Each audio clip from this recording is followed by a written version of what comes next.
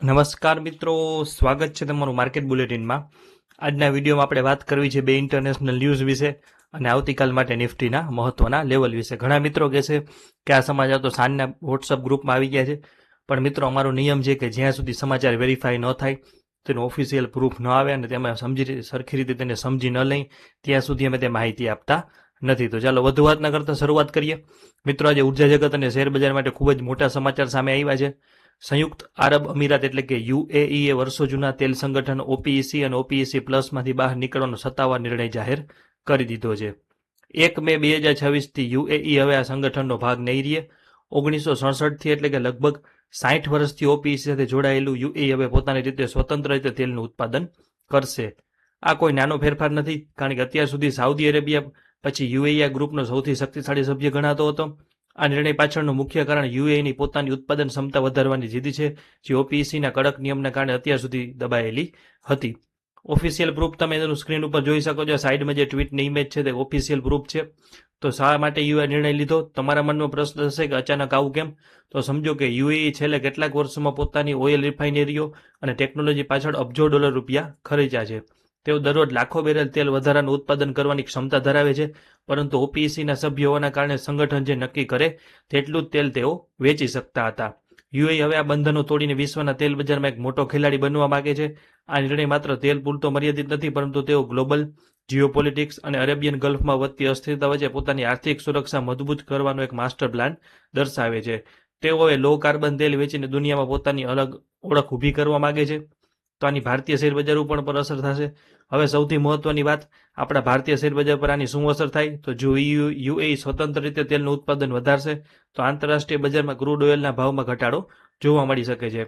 ભારત પોતાની જરૂરિયાતનું મોટા ભાગનું તેલ આયાત કરે છે, તેથી જો તેલ સસ્તું થશે તો ભારતનો ઇમ્પોર્ટ બિલ ઘટશે અને આપણો રૂપિયો મજબૂત થશે. ખાસ કરીને શેર બજારમાં એશિયન પેન્ટ્સ એટલે કોઈ પણ પેન્ટ સ્ટોક જેવા કે બર્જર પેન્ટ્સ જેવી પેન્ટ કંપનીઓ, એમઆરએફ અને અપોલો જેવી ટાયર કંપનીઓ અને ઇન્ડિગો જેવી એરલાઇનના શેરમાં મોટી તેજી આવી શકે છે, કારણ કે આ તમામનો મુખ્ય ખર્ચો તેલ ઉપર આધારિત હોય છે. ટૂંકમાં યુએઈનો આત્મનિર્ભર બનવાનો નિર્ણય ભારત જેવા દેશો માટે તેજીના સંકેત લઈને આવી શકે છે.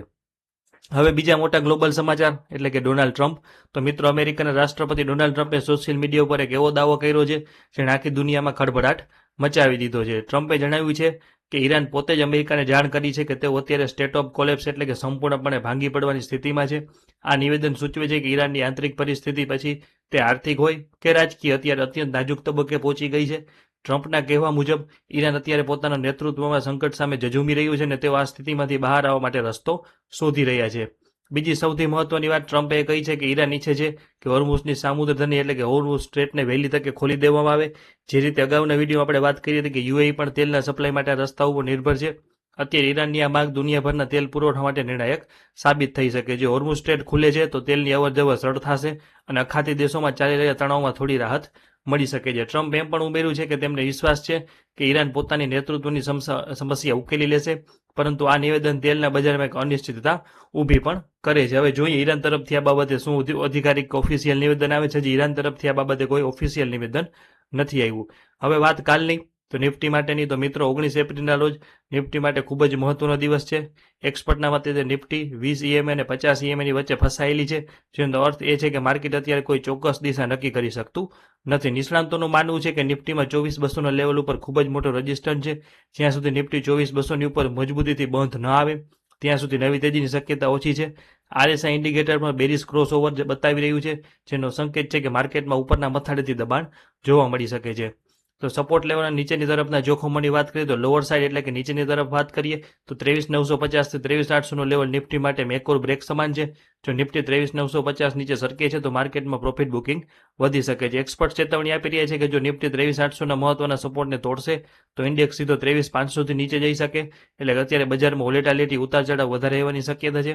રોકાણકારોએ અત્યારે આક્રમક ખરીદી કરવાના બદલે સાવચેતી રાખવી જોઈએ અને લેવલ ઉપર ખાસ નજર રાખવી જોઈએ. આવતીકાલ માટે રણનીતિ એકદમ સ્પષ્ટ છે કે જ્યાં સુધી નિફ્ટી 23,800ની ઉપર ટકી રહે ત્યાં સુધી 24,200 સુધીના ઉછાળાની આશા રાખી શકાય, પરંતુ જો બજાર 24,200 પાસે આવીને અટકે અથવા નાની બેરિશ કેન્ડલ બનાવે તો ત્યાં સાવધાન થઈ જવું જરૂરી છે. વેપારીઓએ સ્ટોપ લોસ સાથે કામ કરવું, ટ્રેડર મિત્રોએ ધ્યાન રાખવું, કારણ કે વૈશ્વિક ન્યૂઝ અને ટેકનિકલ ડેટા અત્યારે માર્કેટમાં અનિશ્ચિતતા બતાવી રહ્યા છે.